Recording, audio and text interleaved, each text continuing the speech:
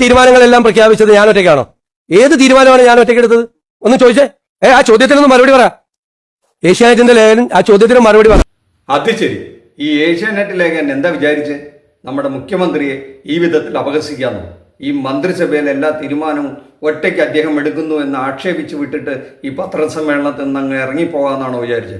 വിട്ടുകൊടുക്കരുത് സാറേ, ആ ചോദ്യത്തിന് മറുപടി പറയാതെ വിട്ടുകൊടുക്കരുത്. സതീശൻ സാറേ, ഒരു കാര്യം കേട്ടോ, ഒരു കാര്യം മറക്കണ്ട. കഴിഞ്ഞൊരു 5 കൊല്ലം ഈ ചാനലടക്കമുള്ളവരാണ് സാറിനെ ഇന്ന് സാറ് ഇരിക്കുന്ന ആ സ്ഥാനത്ത് എത്തിച്ചത് എന്ന കാര്യം മറക്കണ്ട. പ്രത്യേകിച്ചും ഏഷ്യാനെറ്റ് ചാനലൊക്കെ അഹോരാത്രം പണിയെടുത്തിട്ടുണ്ട്.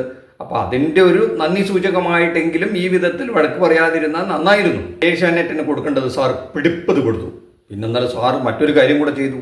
നമ്മുടെ ഈ ദേശാഭിമാനി ലേഖകർക്കും വയറ് നിറച്ച് കൊടുത്തു വിട്ടു. ആ വിഴിഞ്ഞം പദ്ധതി വിവാദവുമായിട്ടേ സാറുണ്ടല്ലോ, സാറ് എപ്പോഴും നുണ പറയും എന്നൊക്കെയാണല്ലോ ഇവർ ആക്ഷേപിക്കുന്നത്. പ്രത്യേകിച്ച് ഈ പ്രതിപക്ഷം ചിലരൊക്കെ അതൊക്കെ കൈവിട്ട് പല പേരും സാറിന് ചാർത്തി തന്നിട്ടുണ്ട്. വാ പൊളിച്ചാൽ ഈ നുണ മാത്രം പറയുന്ന ആളാണെന്നൊക്കെ പറഞ്ഞ് പരിഹസിക്കാറുണ്ട്. ആ വിധത്തിൽ സാർ ഇന്നലെ 1-2 നുണയും കൂടെ പറഞ്ഞു എന്നാണ് ഇപ്പോൾ പുറത്തൊക്കെ പറഞ്ഞു കേൾക്കുന്നത്. ഈ അദാനി പോർട്ട് MSCയുമായി 1 വർഷമായി ചർച്ച നടത്തിക്കൊണ്ടിരിക്കുക. ആദ്യം അറിയുന്ന ആർക്കാണ്?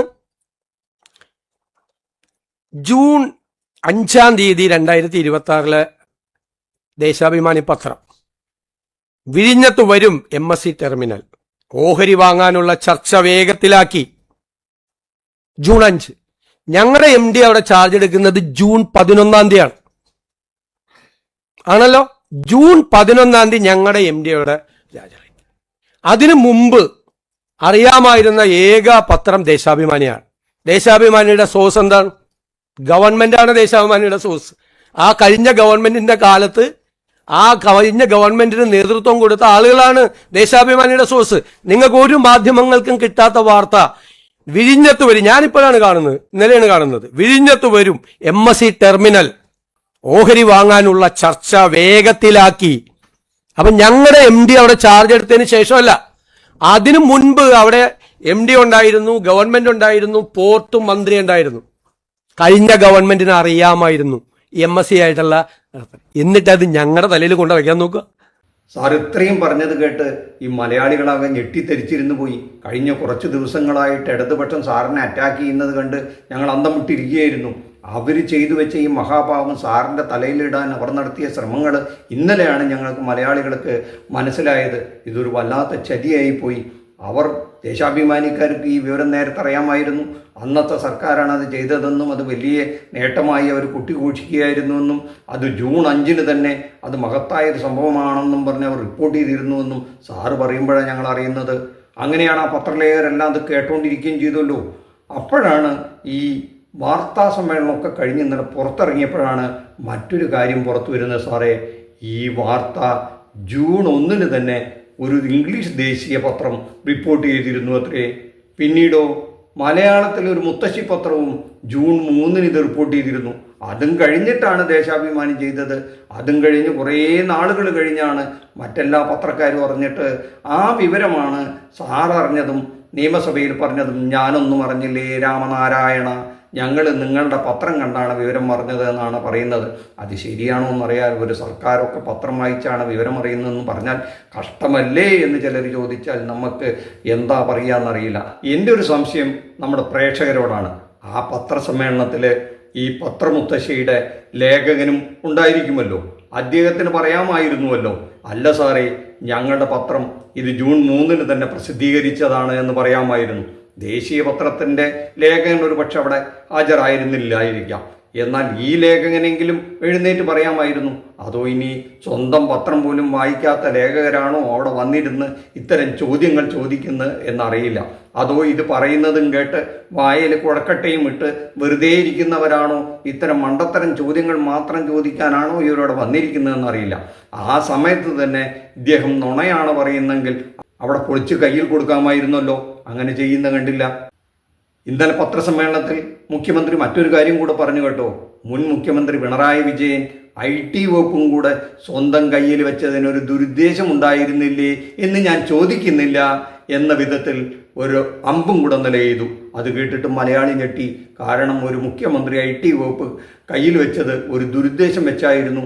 അങ്ങനെ ആദ്യമായിട്ടാണ് ഒരു മുഖ്യമന്ത്രി IT വകുപ്പ് കയ്യിൽ വെക്കുന്നതെന്നും കൂടെ ഇന്നലെ മലയാളി മനസ്സിലാക്കി. പോരാത്തതിന് 29 വകുപ്പും കൂടെ അദ്ദേഹം കൈകാര്യം ചെയ്തിരുന്നു എന്നും കൂടെ കേട്ടപ്പോൾ മലയാളി വീണ്ടും ഞെട്ടി. പിന്നീടും ഈ സമ്മേളനം കഴിയുമ്പോഴാണ് നമ്മൾ കൗതുകത്തിന് അന്വേഷിച്ചു നോക്കിയത്.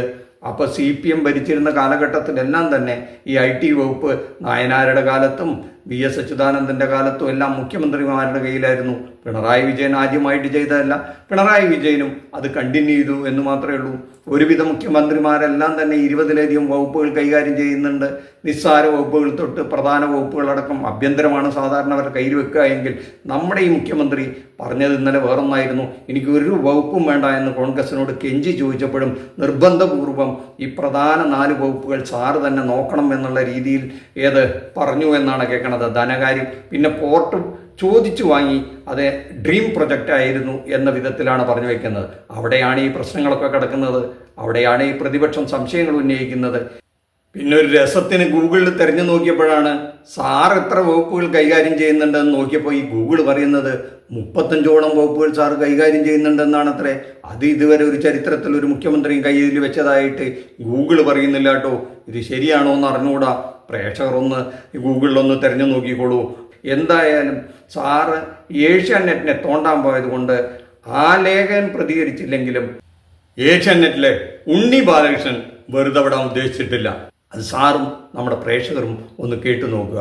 ഉണ്ണി ബാലകൃഷ്ണന്റെ സർജിക്കൽ സ്ട്രൈക്ക്. ഏത് തീരുമാനമാണ് ഞാൻ ഒറ്റയ്ക്കെടുത്തത് ഒന്ന് ചോദിച്ചേ. ആ ചോദ്യത്തിനൊന്ന് മറുപടി പറ.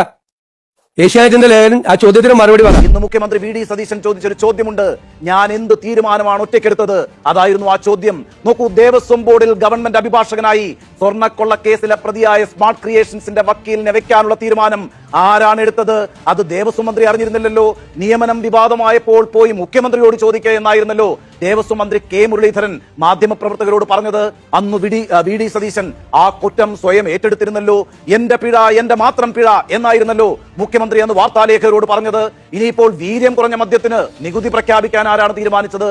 സതീശൻ ഒറ്റയ്ക്കെടുത്ത തീരുമാനമായിരുന്നല്ലോ അത് പാർട്ടിയോടും മുന്നണിയോടും എന്തിനേറെ എക്സൈസ് വകുപ്പ് മന്ത്രിയോട് പോലും ആലോചിച്ചിട്ടില്ല.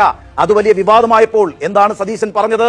താൻ നികുതി പ്രഖ്യാപിക്കുക മാത്രമാണ് ചെയ്തിട്ടുള്ളത്, വിൽക്കാനുള്ള തീരുമാനം UDF എടുക്കട്ടെ. ഇതായിരുന്നു നിയമസഭയിൽ സതീശൻ പറഞ്ഞത്.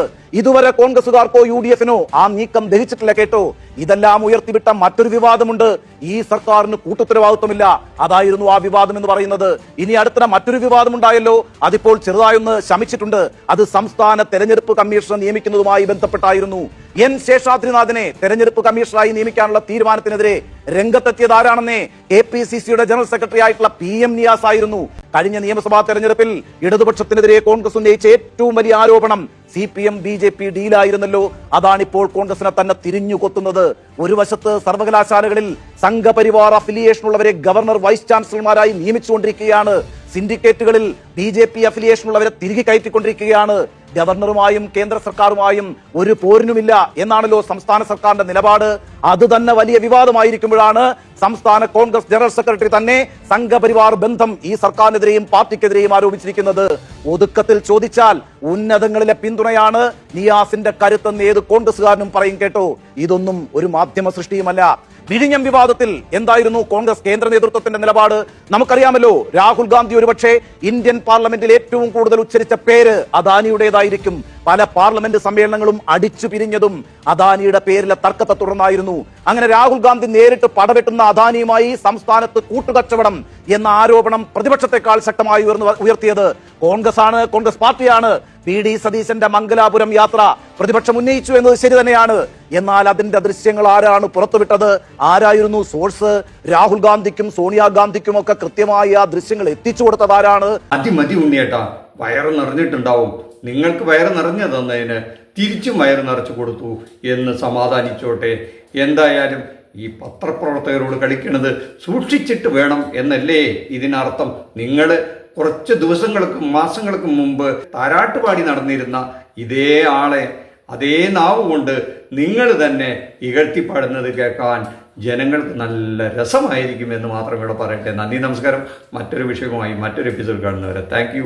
ഈ ചാനൽ ഒന്ന് ഇത്തരം തമാശകളും വാർത്തകളും അറിയാനൊന്ന് സബ്സ്ക്രൈബ് ചെയ്ത് വെച്ചോളൂ.